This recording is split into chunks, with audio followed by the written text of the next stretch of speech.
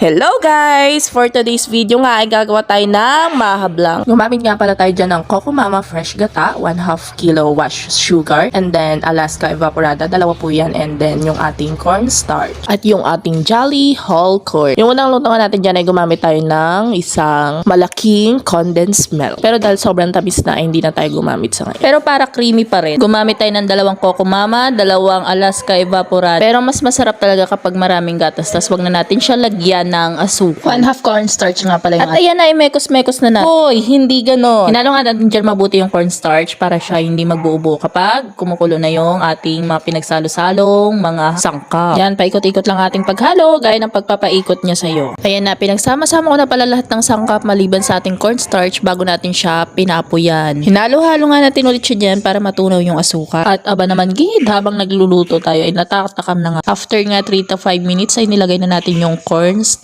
Perfect na perfect nga at dahil maulan ngayon. At sasabayan gid natin ng kaping puro. Ka-perfect gid eh. O diba, ilabas ng mga kawali at mga sangkap. Magluto na rin. Kapag nailagay na natin ang cornstarch, kailangan na matinding pagbabantay. Bantayan mo ha. Sa pagluluto talaga ng mahay, kailangan natin talaga bantayan at halu-haluin na mabuti hanggang sa magganito. At kapag ganyan na nga ay malapit na maluto, ganyan nga ning text. At ayan na, luto na ang ating creamy maha blanca.